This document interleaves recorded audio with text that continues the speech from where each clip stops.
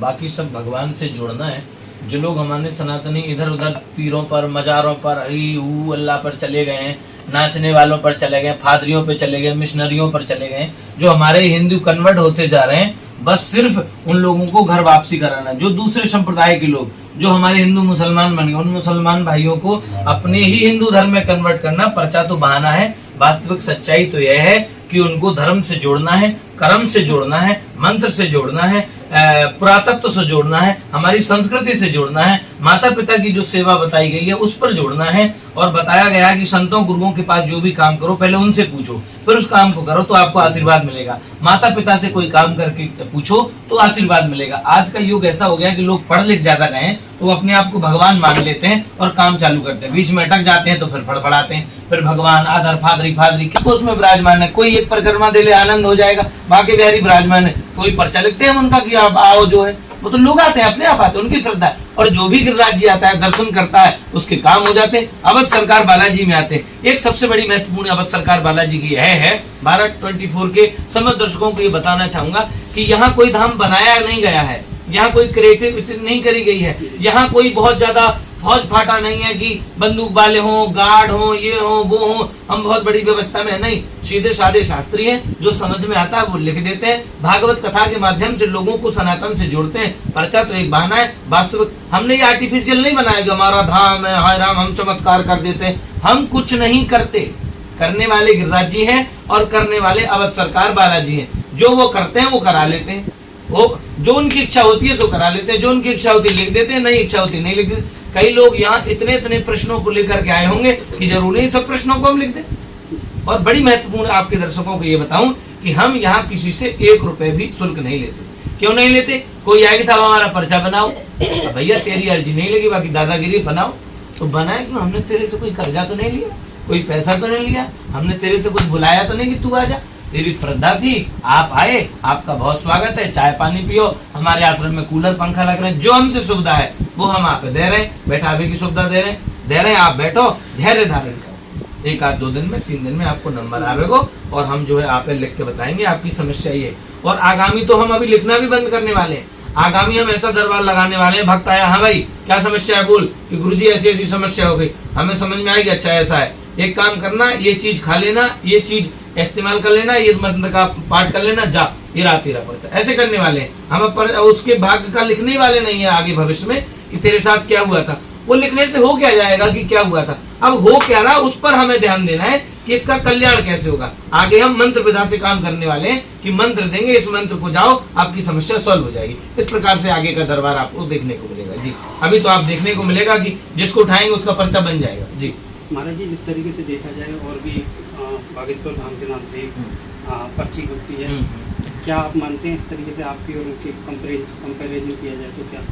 देखिए, धीरेन्द्र शास्त्री को आज कौन नहीं जानता, दुनिया जानती है धीरेन्द्र शास्त्री को।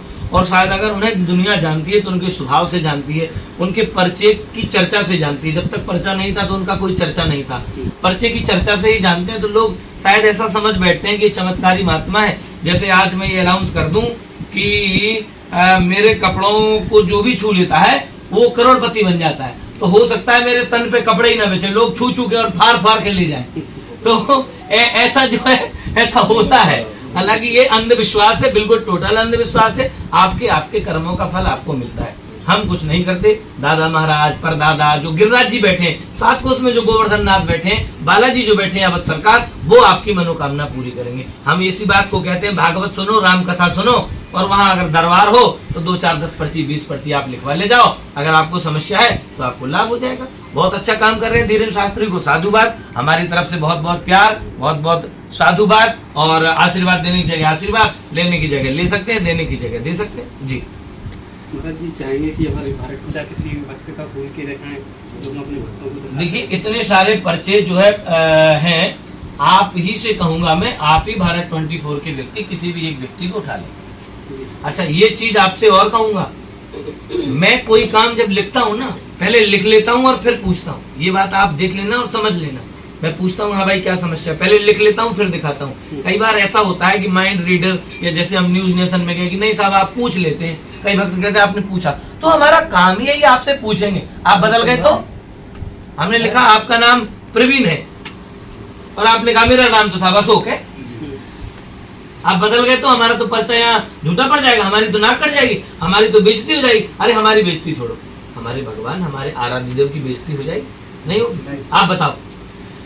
अब तो इसी प्रकार से भगवान की, देखिए हमारी तो कोई इज्जत ही नहीं है तो बेइज्जती क्या होगी? साधु का कोई इज्जत और बेइज्जती नहीं कर सकता। आप ही किसी व्यक्ति को उठा लो, पर्चा लिखे हुए हैं, मैं तड़ातड़ पढ़ा दूंगा। बताइए आप, किसी व्यक्ति को उठा लो। तो बिल्कुल हम अपने दर्शकों को दिखाना चाहेंगे। महाराज जी ने बोला है कि किसी भी व्यक्ति को दिखा सकते हैं। मैं आपको दिखा दूंगा, आप देख सकते हैं महाराज जी के दरबार में यहाँ पे जो भक्त लोग आए हुए हैं, नीचे बहुत सारे बैठे हैं, कमरे में लगे नहीं, उतने ही बैठे हैं। अंदर यहाँ बैठे हुए हैं काफी लोग हैं जो कि नीचे बैठे हुए हैं। उनमें से अभी लोग को उठाएंगे और जिसको हम उठाएंगे उसका पर्चा महाराज जी यहाँ खोल के हमारे भक्तों को दिखाएंगे। तो हम एक व्यक्ति को उठाएंगे अभी भैया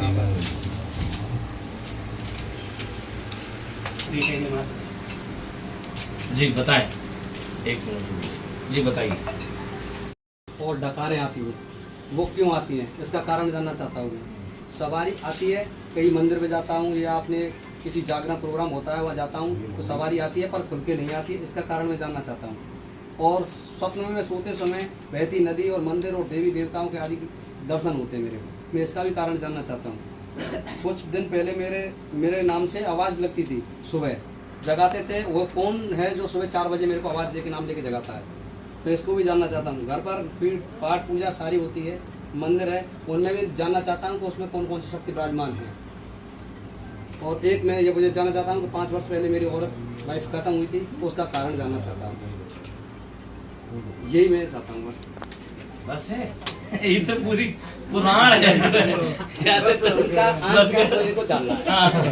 पुराण पढ़ता है भाई। मैं क्यों, कहाँ से आए हो? पहला मैं दाऊदपुर से आया।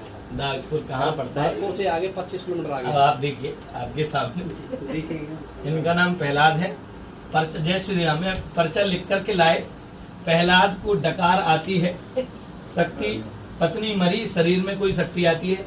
आती है। हाँ जी। जो प्रश्न किया, शक्ति पत्नी मरी है, पत्नी मर गई आपकी है, पत्नी मरी, प्रेत बनी, शरीर में वही आती है और आपको आवाज से बुलाती है। आवाज आती है बुलाने की? आवाज तो मेरे पिताजी की आती है। अब आपको पता है वो पिताजी है कि माता जी? नहीं, दिखाई कोई नहीं देता। हाँ, तो मैं फिर आता हूँ। अब आप भी तो कह रहे हो यहाँ सुनिए, यहाँ क्या लगे? आवाज आती है, बुलाती है। दूसरी शादी हुई आपकी?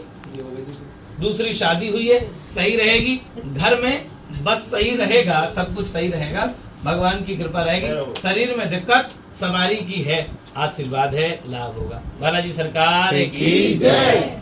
मतलब ये समझो कि इतने टोटल आप जो ये आपके सवालों का जवाब। अब सवारी आ सकती है आपको? देखो आप बुलाते हैं, आती कि नहीं आती? बैठो, पढ़ा सकते हो। अब देख रहे हैं तुम्हें सवारी आती नहीं, लोकल है कि असली है, पता लग जाएगा। मैं भी ये सच जानना चाहता हूँ। आपके पिताजी को बुलाया जाए, कब बुलाया जाए? हम कुछ लिख लेते हैं पहले, ठीक है?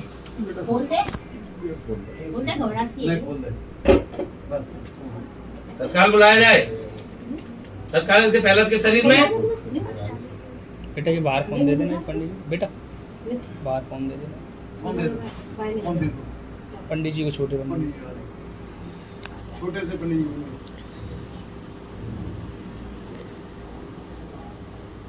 टंकी जो है आपसे कहेंगे 3 दिन दे दो, आपकी डकार कम हो जाएगी, हमारी गारंटी है। अब सरकार बालाजी महाराज की, ठीक है। अवध सरकार महाराज जी ने जो पर्चा खोला, शास्त्री जी ने उनका पर्चा जो खोला, उसमें उनकी जो मन की बात थी वो उस पर्चे में लिखी हुई निकली। तो महाराज जी बिल्कुल कह सकते हैं कि चमत्कार है एक तरीके से। अभी हम अपने एक बार और मन की संतुष्टि करने के लिए एक व्यक्ति का पर्चा और खुलवाएंगे महाराज जी से बोल करके।